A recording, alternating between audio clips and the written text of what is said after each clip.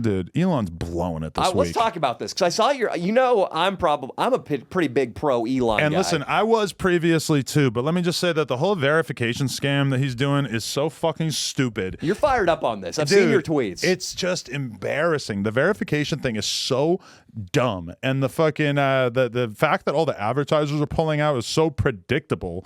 And it's just, I feel like I'm watching one of the most brilliant minds of our generation making the biggest mistake ever to the tune of like $50 billion. He's blowing it. This verification thing is going to be a disaster when it happens. You want to bet? You watch. I'll bet you, motherfucker. This shit is the dumbest, most ill-conceived fucking concept ever. I can't play cards, but I'll bet you on whether or not a social media site implodes. I, as a Tesla stock owner, I don't love what he's doing either because I want him to focus on the bread and the butter. You know, I want him to focus on the vrooms and the robots. I was thinking that today when I was looking at DJ Vlad's Tesla. I was thinking, fuck DJ Vlad's Tesla, dude. The brand of this Tesla has decreased with the Twitter purchase, I think. And I'm not saying it's like an extreme decrease. Yeah. But I think Tesla has become a less cool brand as a result of this whole Twitter thing. The stock agrees with you. Yeah. Tesla stock's getting hit. Every stock's getting hit. But Tesla stock in particular. The S&P's been going up marginally over the last couple of weeks, and Tesla's been crashing.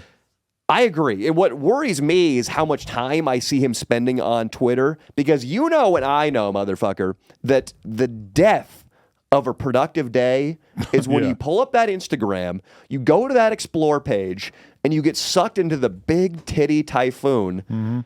What are you going to do? The rest and same with you going on Twitter and seeing somebody talking shit about you, and then this guy's posting this thing about BLM and then Trump.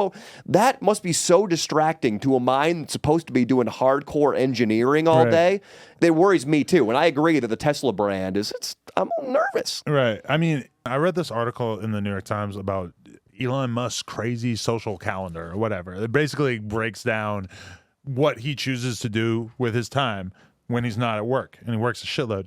And it's like, he plays like a weird amount of video games. Like there's a couple different video games that they basically have they called attention to some tweets where he was like acknowledging his understanding of some games that would take like 100 fucking hours of gameplay to do well in and shit. And then also talking about like just all the different people he hangs out with, talking about him going to Burning Man. Like he's clearly a dude who he's not really like, he feels the need to continue to try to expand his social circle, and he's like really trying to meet people who he finds interesting. And it's interesting how he spends so much time around a lot of these, not only like, you know, Silicon Valley, like billionaires and shit, but then also like, you know, sort of alternative type comics, the guys from Rick and Morty, you know, he's like very much going out of his way to spend time with dudes like that. And then even like the Justin Bieber thing, that makes sense to me. Like it seems like he's really trying to court like an interesting cast of characters in his life, you know? There's an article by his ex-wife. And he's clearly far more open-minded than the vast majority of people in his position. Sure. Yeah. Oh, yeah. But what does ex-wife say? His ex-wife has a long-form piece of journalism in Vanity Fair or one of these chick magazines,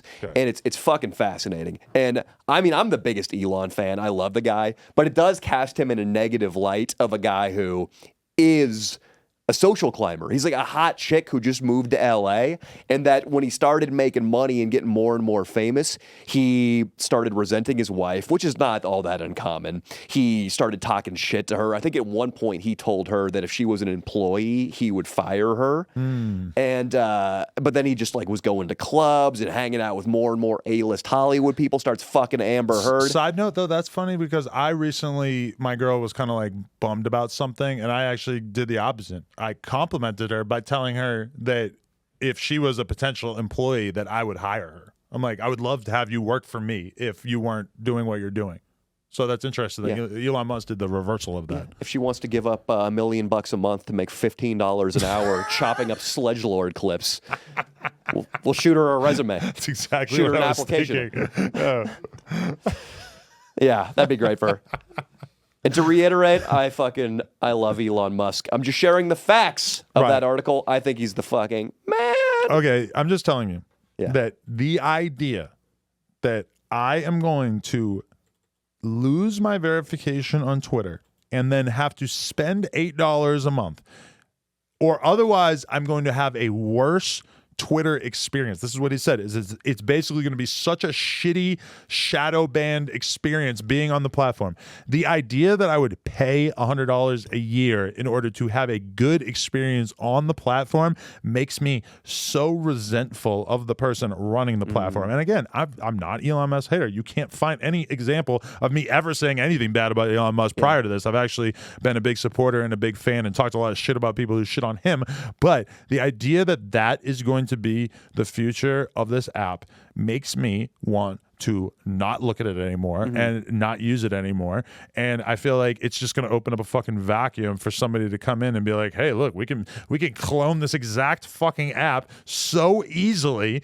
And the only problem is that you're going to have to restart with a different follower list. But actually, I believe you're allowed to export your follow, or no, you're able to export your tweets. You can't export your actual followers, of course. But I'm just saying, it's such a stupid plan, and nobody's going to do it. Just some people will do it, but very few in comparison to the overall user base. to play devil's advocate here. Sure, yeah. Twitter, its stock has been flat since its stock has been public. Right. I think we're talking 10 years. This thing hasn't made a penny. Right. Secondly, this will be worse. Secondly, and if it would be better, they would have already tried this. And they already basically did with Twitter Blue. And who the fuck cared about Twitter Blue prior to this? Let me say my piece, you motherfucker. Okay. Secondly, I'm glad you hit your head on the edge of the bathtub. Right? That's how strongly I feel about Twitter. Secondly, Project Veritas, they exposed Twitter employees talking about how the workplace is quote unquote commie as fuck. And I'm not arguing that, and I agree that that's a great point. And for that purpose, I am in some ways happy to see all these motherfuckers getting fired because, yes, I agree, they're a bunch of woke pieces of shit. Third? Probably, most of them, I don't know. Third, as you know, you're a business owner, I'm a business owner. You got to have, as a CEO, and you fucking listen close over there, Mikey, you goddamn...